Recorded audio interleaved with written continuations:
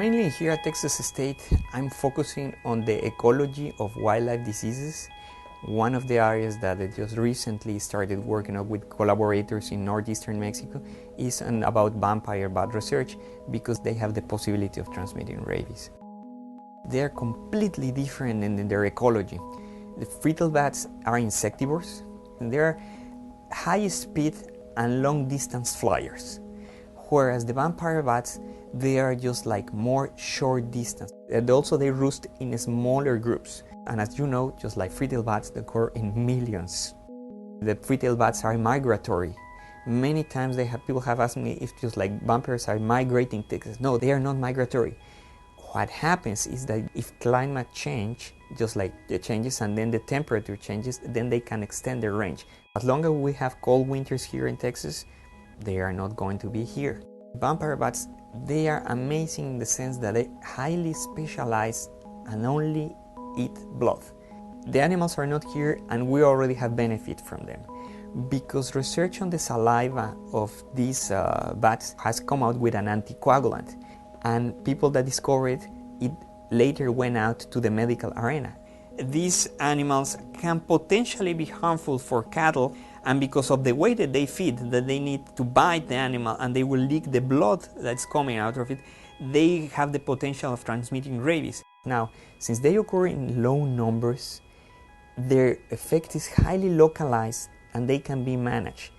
So if people start killing just like bats out of fear of vampire bats, they're going to have a higher impact just like in the economy here in Texas because the frittelle bats are highly beneficial on the insects that they eat because these insects attack crops. So people shouldn't worry. They should learn that this is a fantastic animal that just created by evolution and that it can be easily managed.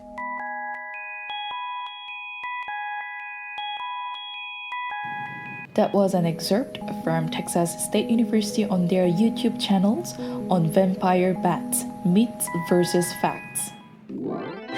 Anything can happen Friday. The art and cultural side of Southeast Asia.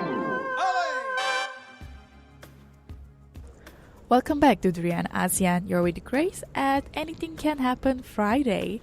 So, Atika, nowadays a lot of people do adopt and also raise different kinds of pets, not only cats and dogs anymore. But when it comes to bats, there is also bat adoption, is it? So, with the help of social media also, a lot of people they have adopted bats as their domestic pets. So how do we do it? Actually, it is not good to pet a bat adopt a bat as a pet Mm-hmm. Adopt a bat as a pet, yeah. Because actually, what they do internationally, one of the organizations that conduct pet adoption is Bat Conservation International, where it is a fun way to introduce the young and young of heart goals of pets. Right. Pet adoption is actually a symbolic, and you will not receive a live pet, but you will receive a flash bat toy, an official adoption certificate, and complete species profile information for the pets of your choice. And your support will help the Bat Conservation International to preserve and protect bats around the world. And each adoption is just only for 30 USD for bat. And actually, we in ASEAN could do the same way to adopt bat in our ASEAN region. For example, yeah. But if we want to pet a bat in a home, it's not recommended, yeah. All right. So it's not really advisable to have bats as your domestic pets. Yeah. But because bats, after all, they are wild animals. Mm-hmm. But any specific procedure that perhaps the public need to know if they really want to keep the bats? Let's say they found the bats outside, but they bring it back home until they release it to the nature again. What are the procedures that they need to know? First thing is that you need to know what is the type of bat is that. Mm-hmm. I think like the species name, because each species of bats have different type of diet. Right. So when you need to keep it, you need to know what meal that you need to give to the vet. I see. In order to get the information, you also can go to search in the internet for the bat species, and also you can ask for an expert.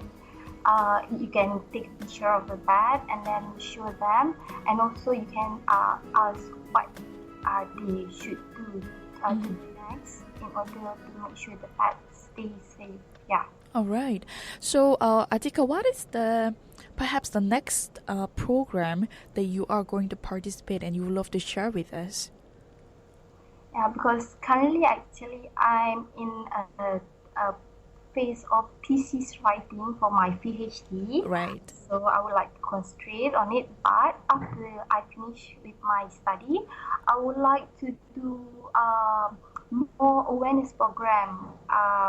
I would like to do more study on bat ecology, because currently I'm just focused only on one single species, and I would like to do research on ecology of different species and conduct more awareness program, and also share knowledge about bats with public people in Malaysia specifically. All right.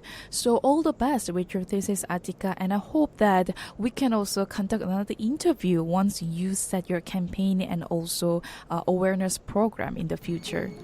Thank you for tuning in to Drian ASEAN. I'm Grace Cho. For more interviews by Drian ASEAN, please tune into our website at drianasean.com. If you're on the go, you can always download our TuneIn app on your mobile. Please subscribe to our YouTube channels at Drian ASEAN and Drian ASEAN TV. Don't forget to follow us on Facebook page, Twitter, and Instagram. We always welcome feedbacks from our listeners. Stay tuned with Anything Can Happen Friday on every Friday, the same time at 10 to 11 a.m. GMT plus 8. Drian ASEAN, the voice of discovery and sharing. You're now listening to Drian ASEAN, the voice of discovery and sharing.